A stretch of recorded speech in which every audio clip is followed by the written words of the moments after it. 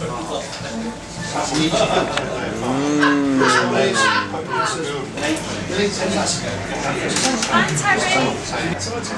love.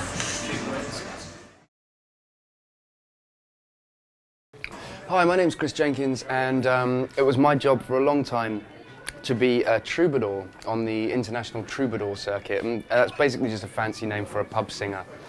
So I did a lot of singing and playing guitar in pubs, and along the way came up with some kind of just sort of I suppose quite odd techniques of doing things. I didn't think they were, in terms of sort of like restringing a guitar. Like everyone who plays an acoustic guitar knows how to restring it. But I was talking to my friend and ACM colleague Tristan Sume about how to restring guitars and how I do it. And interestingly enough, he had never heard of it before, the way that I do it, and that really surprised me. So I thought that might be quite a cool thing to talk about. So jumping straight in, a lot of it's very basic, and some of it might be useful and some of it might not be useful. But you know, if there's something handy about it, then it's worthwhile, isn't it? So, all right.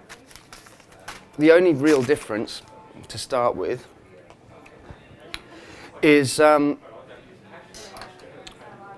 when I take it up to the headstock end, different people wind their strings differently, and one thing that was shown to me a long time ago was that because the actual machine heads, I'll show you this, the actual machine heads are equidistant, and when they make them, they obviously make them evenly spaced out, and it just happens to be that if you take your string to the next machine head along, the one that it doesn't belong in, and give it a bend like that, when you thread it through the one that it does belong in, it will give you the exact right amount of slack for the right amount of winds. And so it's just kind of like a handy little guide.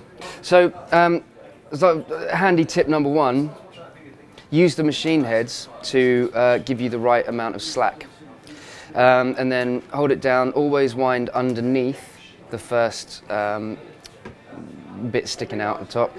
Always wind down the machine head and never up it, because it's more secure, and it helps later when it comes to doing the clever little trick that I'm going to show you in a minute. So here we have it. Now that is 2.5, nearly exactly, I don't know if you can see that, that's nearly exactly 3 winds, which is by and large sort of a perfect amount of slack. And I know this is kind of, it's odd talking about things that are so sort of minuscule, you know, you just want to get on and play, and when you're talking axes and rock stars, you don't really think about how many winds you should have on your machine head. But the benefit to having the right amount of winds on this is that it will actually tune easier, and it will hold its tuning better. So there is an advantage.